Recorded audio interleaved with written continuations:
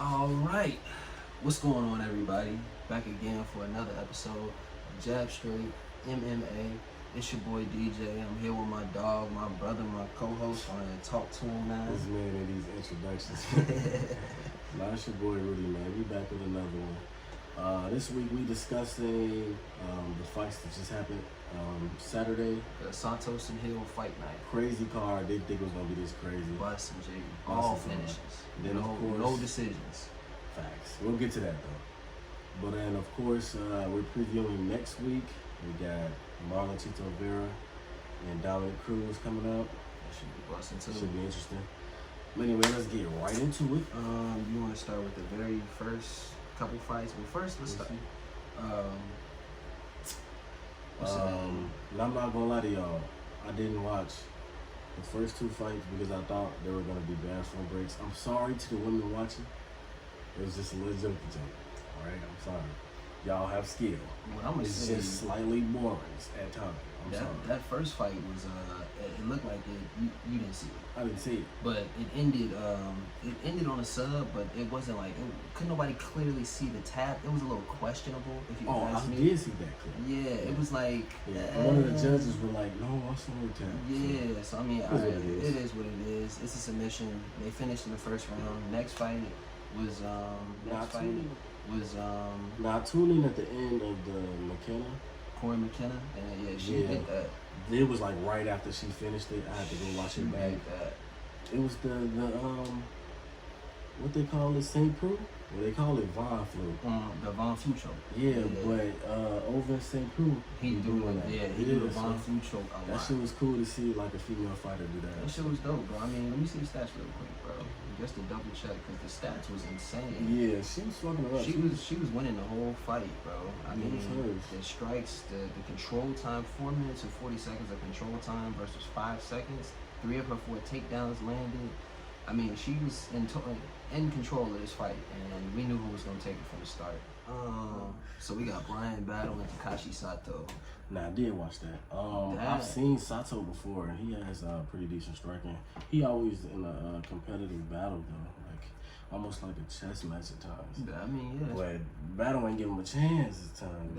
That kick. I mean, he finished the fight early on, and that kick was quick and lethal. I think it was loud as hell. A jab, and then he threw the kick, or was it a jab and straight? Jab straight. All I know, all I know is you could probably hear that shit from the parking lot. Yeah, he popped him in the head hard as fuck. Dude. Like, damn, I can tell. Like, if he's watching, bro, probably not. No.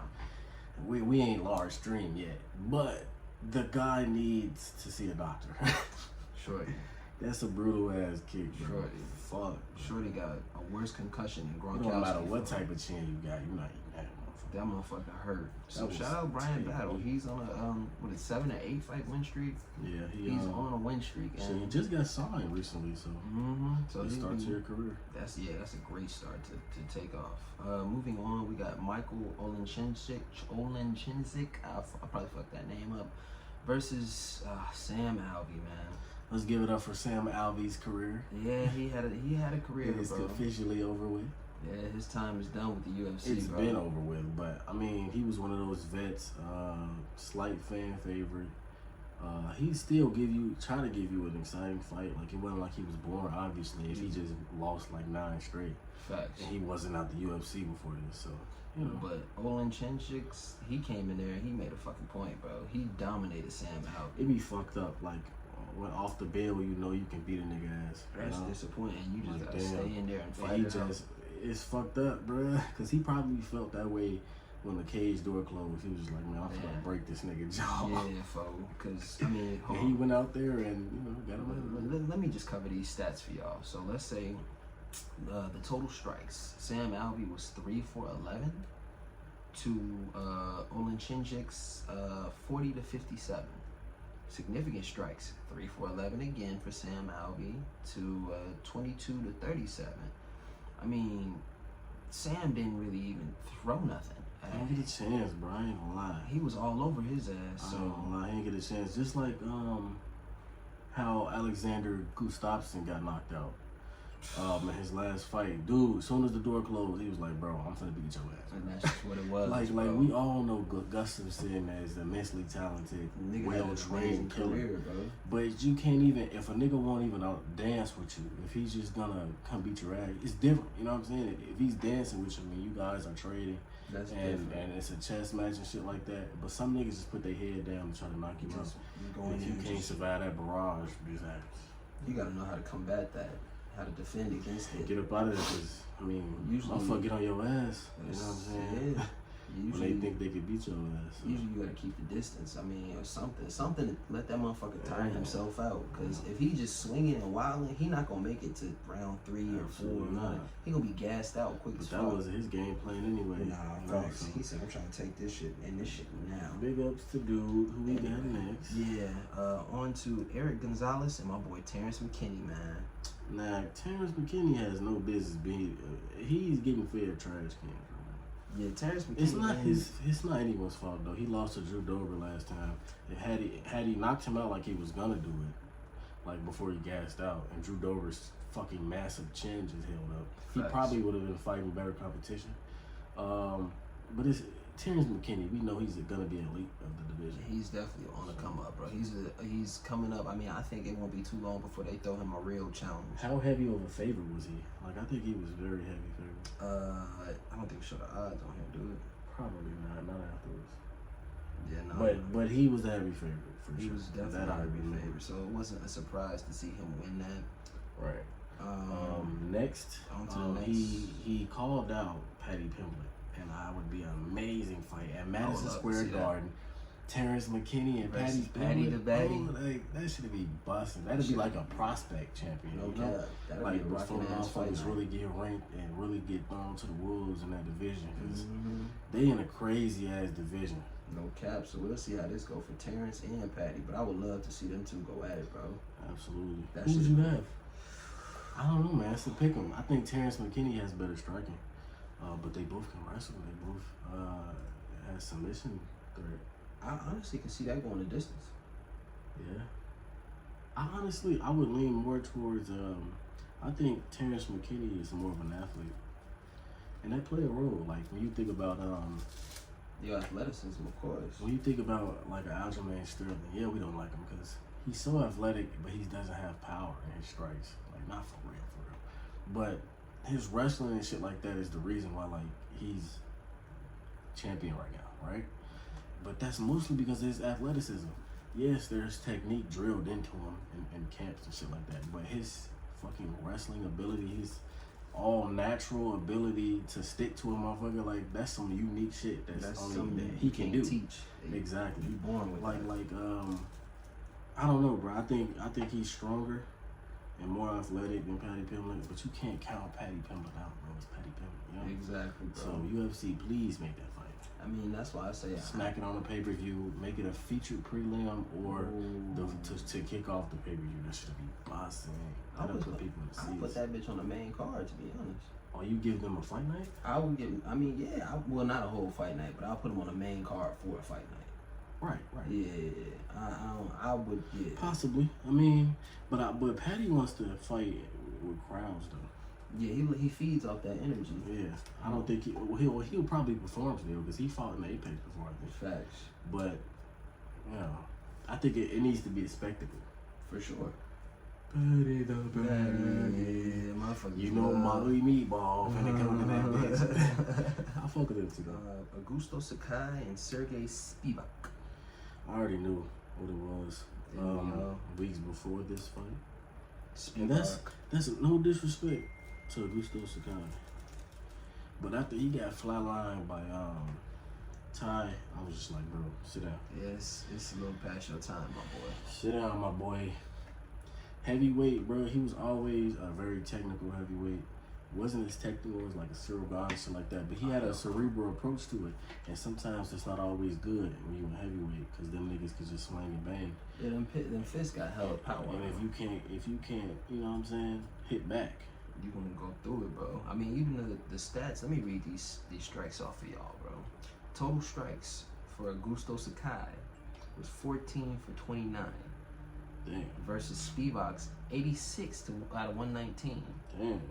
Significant strikes for Sakai was 8 out of 23 versus Spivak's 33 for 49. So you can tell. Oh, in the control time, Spivak had 6 minutes and 37 seconds of control time to Sakai's 23 seconds. So you could tell that it was a dominant win for Spivak. I mean, we don't even have to tell y'all. You don't even have to watch the fight. You can look at the stats and you can tell off rip who he was in control. He was 6 for 8 on takedowns on top of that. I mean, it was a beautiful performance from Spivak, and I look forward to seeing him fight again, to be honest. Get that man the top 5 opponent, UFC. It's a fat-ass log jam from the top 5 of the heavyweights. Feed him one of them niggas, bro. I want to see that. Because Spivak's wrestling is elite to me. And I want to see how he fares against someone who's the niggas. The real niggas. Yeah. You know what I'm saying? Motherfuckers who ready for whatever when they get in that cage. Him versus Curtis Blades would be wild. I think that but should Curtis be Blades demands more respect than that. Like I think it'd be beneath him to fight him now. I think even though, unless Francis Ngannou gives up the belt, he's not getting another title shot. Nah, yeah, that's cooked, bro. It's because he lost twice. Francis ain't giving that shit up. I don't think he is, bro. That's scary to say, bro, because I had my doubts because of how he got his wins initially in his career. And on his second path to UFC championship, like he was just knocking niggas out. Like he was just, you know what I'm saying, running at a nigga. Wow. Yeah. But this new Francis, man. He developed as a fighter. Insane. This new Francis is the reason why I want John Jones to just stay where he's at, which is the greatest of all time. Do not come back. Please. I'm not doubting you, John. I'm not saying you shouldn't be a favorite either. But this new Francis. This shit is crazy. John Jones ain't never fought nobody like Francis Ngannou before. Well, earlier on, he probably could have beat Francis like earlier on in his career. Absolutely. But now that Francis is developing, he's training himself. He's more of a balanced fighter now, and that's scary as fuck. Nigga, that's deadly, bro. Seeing him swing around to Stipe's back and start fucking hammering him, that shit was crazy. That's how you know. Bro, if I was Stipe, I would have been shooting bricks. Like, this nigga can wrestle now? Yes, bro. This nigga he already got, like, natural, you know what I'm saying, ability. He just learned it. Natural fucking strength. Adjusted amazingly, too. So, I mean, I'm excited to see who he fights next. This is who I always want him to be. Like, I was pissed at him at first. Because he was just one dimensional. You know what I'm saying? I'm like, that's not a good UFC I'm going to just throw these big ass hands at you, fool. But hey, you got to give that man his credit, man. He worked hard for that shit. And he showed us. On to the next, we got Brogan Walker and Juliana Miller, which was the women's flyweight tough finale. For those of you who don't know, Tough is the Ultimate Fighter. What's the loser's name? Brogan Walker. Bro, she capped, bro. If you was watching a fight, like she was talking shit to the bitch. Yeah, she was tweaking, bro. Like I think that wasn't shit. Like she was telling her ass like, punches don't mean shit to me, all this other shit. And they got TKO. I think Miller was the underdog for the whole thing. The one that lost? The one that won. I think she was the underdog, and I think she just went out there trying to prove a point. Yeah, because Shorty was talking crazy. You can't, like, if you look at this sport like it's a sport, you know what I'm saying? It's different. Like, you guys are just competing. But when a bitch get to talking shit to you in there for you don't do shit, bro, you bogus. Man, what? She got me fucked up. No cap. She got the beating her ass. She told her ass in the post-fight press conference.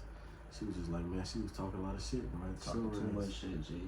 Hey, shouldn't have been talking shit. I mean, what's her name? Juliana Miller had 9 minutes and 40 seconds of control time. Shouldn't have been talking On top of that, she had almost double, actually over double, the amount of significant strikes, because Brogan Walker had 52, Juliana Miller had 110. So the ground and pound was beautiful. I mean, Juliana Miller came out to show, and she won. She earned every cent of that contract. So hell, which is probably very low money. Yeah, I mean, yeah, they start off at like what? It's still a great opportunity. I mean, yeah, to be a fighter, to have all that, this I would do it. If I had the ability and the training, and I was in jiu-jitsu since I was 6, I would do it. Yeah, facts. I would do it. But on to the next tough finale. which was Muhammad Usman, brother of Kamaru Usman, and Zach Puga, or Pauga? Whatever his name is. Either way, bro. Shuttle realm. Yeah, I ain't gonna lie to you. I mean, Muhammad was big. I didn't know if he was gonna win that fight. It seemed like Zach was more patient. It would have been hilarious if he did. Just for my personal entertainment. I don't know if you guys think so, but just, the hype behind him.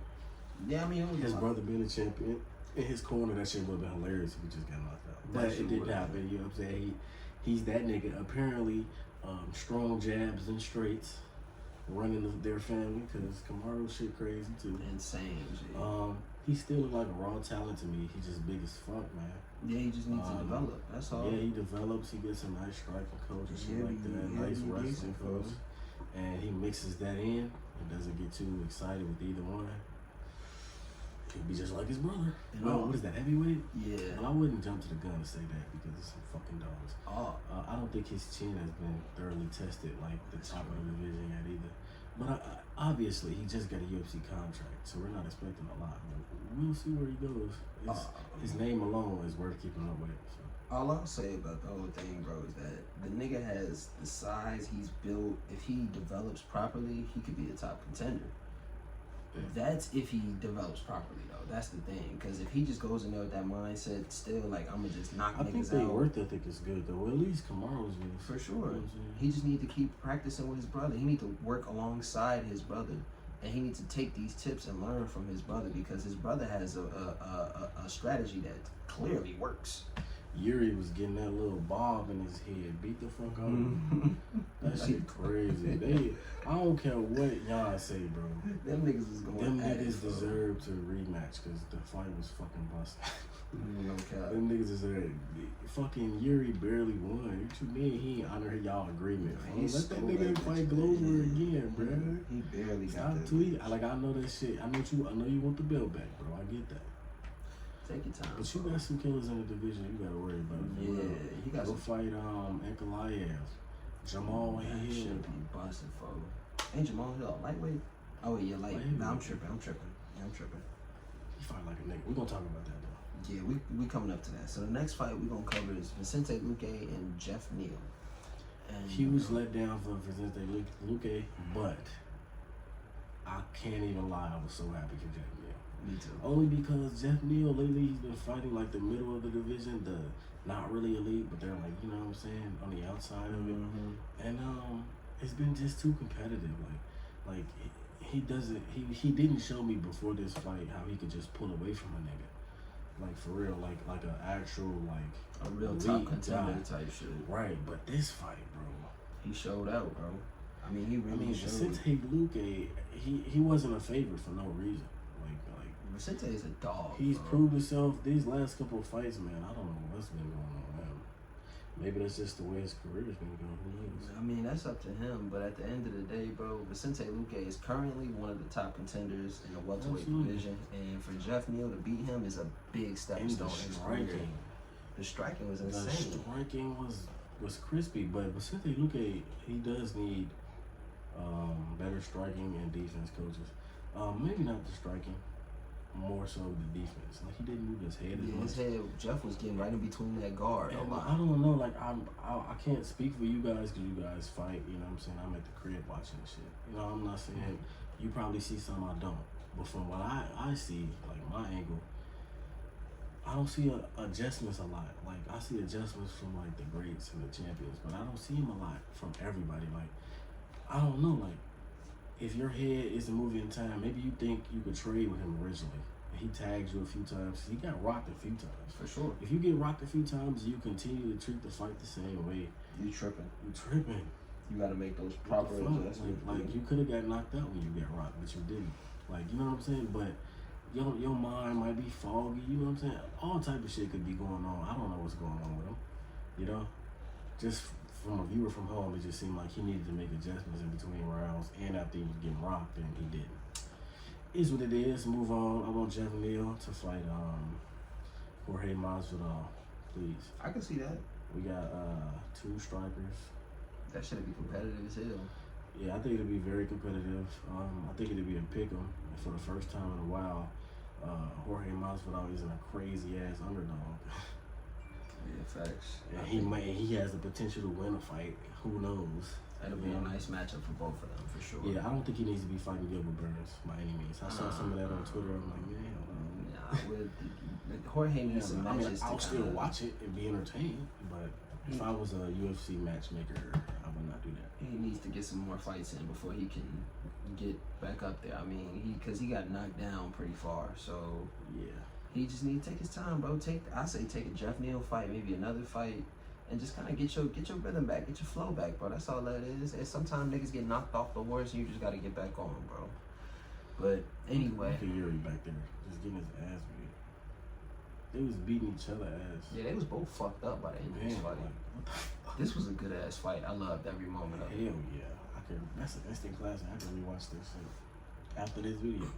Anyways, though, main event time? Yeah, main event of the fight night was Thiago Santos versus Jamal Hill. So what I'm gonna say before we get into that, Jamal Hill had a insane knockout against Johnny Walker in his last fight. Jamal Hill has been on a tear.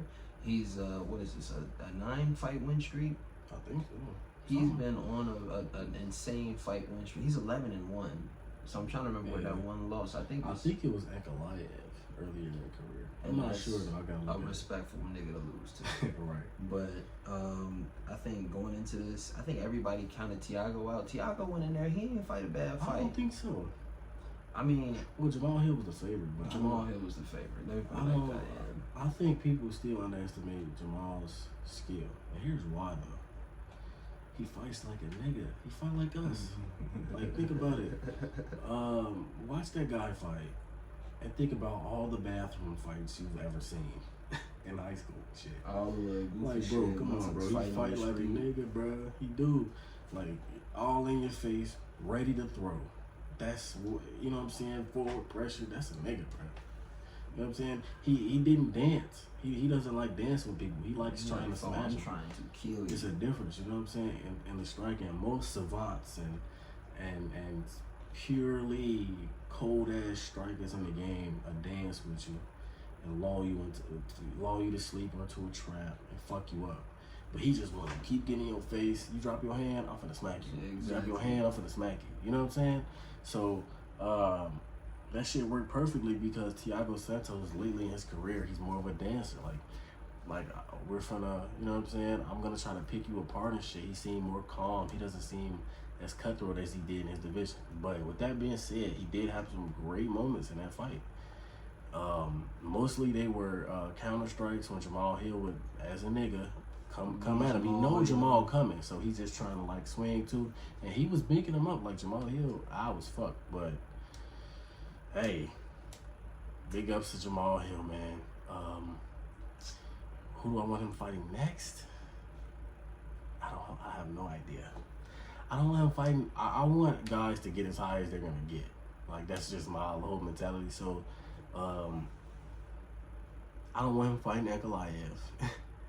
Not yet. I don't want him fighting. I think he deserves a rematch at some point. Glover. Oh no. I want him fighting Jan or Yuri, just because he can't do that to Yuri. I mean to Jan. Mm-hmm. Well, he'll. Let me not say that. He can't do it because Jan has gotten knocked out in his career, right? Yeah, but this is the thing, though, bro. About it's just Jan deceptive power. Like if he just plant his feet and hit you with a little check hook, you're going down. Like, look at fucking Dominic Reyes. Well, we're going to revisit that. What I want to say about Jamal Hill, yes, he did fight a good fight. But Thiago also had 5 minutes and 54 seconds of control time over him, as well as 6 takedowns. Granted, Thiago shot 20 times, but still, six of them takedowns. I mean, that got him tired, too. That's what but yeah, that's true. But at the same time, bro, when you get in that cage, yeah, I know you want to maul a nigga and tear him up, but you also gonna have to diversify your game once you start to fight these more elite fighters, because they can do it all. They're gonna be able to take you down or even go toe to toe with you on the feet, or they're gonna be able to understand your game. They're gonna think, okay, he's gonna get in here and try to kill me, so I gotta do this, that, and the other to adjust. So I mean, hell, we've seen him do kind of the same thing over and over. He's had success. I won't deny that, but at the same time, bro, it's coming. It's it's only gonna go so It's long the before you gotta mix it up, my boy. It's the UFC, bro. You have to. As far as the next opponent, I would say Alexander Rakic. Torn ACL. Fuck, never mind then. Well, don't give his ass Lionheart. Lionheart just lost. And he has like a broken foot. Yeah, he's fucked up too. Damn, all that's left is the top. Right, that's what I'm saying. And he making his case. He just tweeted something, and I'm not gonna lie, it make a lot of sense. He was just saying he had 7 fights in the UFC, 5 finishes. Yuri had 2 fights, 2 finishes, and Goliath had, I think he talking about Goliath. Could have been somebody else. Oh no, Alex Pieta, who's fighting Adesanya at UFC 2. He had 3 fights and 2 KOs. So he was just like, bro, I did more than them, and they got title fights in their respective decisions. That's fair.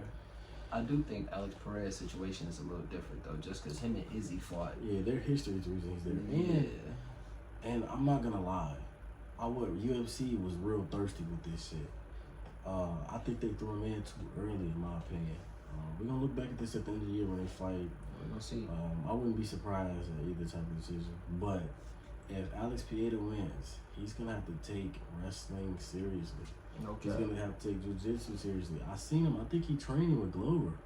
Okay. If I'm not mistaken. Okay. So he's making the right decisions and shit. Yeah, facts. But I don't think.